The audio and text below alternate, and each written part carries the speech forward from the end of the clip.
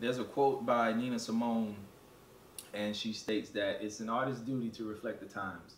Remember my rhymes and these words were just a hobby. And if you are an artist and you aren't reflecting the times, then you're doing yourself and your art a disservice. Grew up in Robert Taylor Homes projects.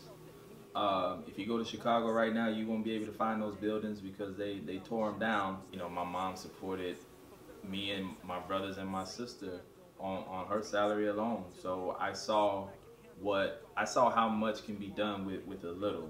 The last year and a half, the things that I've spoken about or the things that I've written about or performed about has been about what's happening in society today. It's always to reflect the time so that someone can understand where you're coming from and to be a voice for someone who can't speak on how they may be dealing with a certain situation. Right.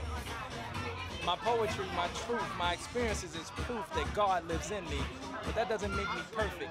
You know how they say that beauty is within the eye of the beholder? Well, my poetry is within the rhyme of the composer, which means I can write and say whatever I choose, and I choose to deliver my life in words to you. You see, because I love poetry, because without it, there's no me.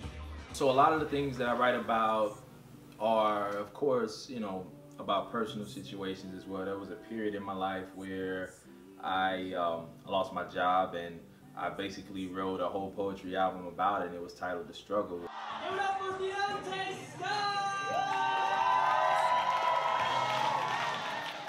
You have those situations that a lot of folks may be afraid to talk about who may have experienced the same thing, like, you know, when you're going through that period of unemployment and you know, trying to figure out what your next meal is going to be. So, you know, I had a lot of days of where, like, you know, for breakfast I had, you know, peanut butter and jelly, where it was like 2 parts bread, 1 part peanut butter, 1 part jelly.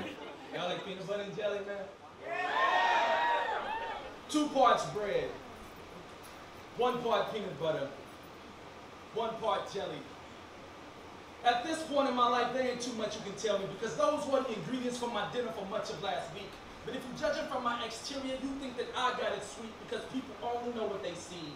Never will they know how I feel. So I've come as a messenger to deliver that the struggle is real.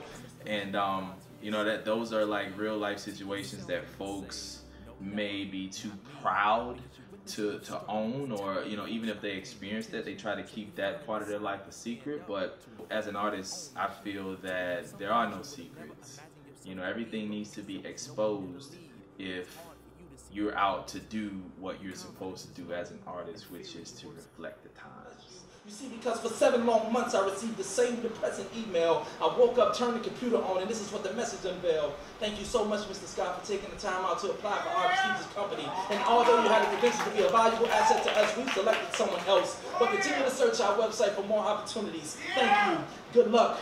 But not so much, because if that job really was for me, man, I wouldn't need that luck. So I stopped complaining and started believing in the things that I couldn't see. Instead of me looking for the job, man, the job found me. You see, because people only know what they see.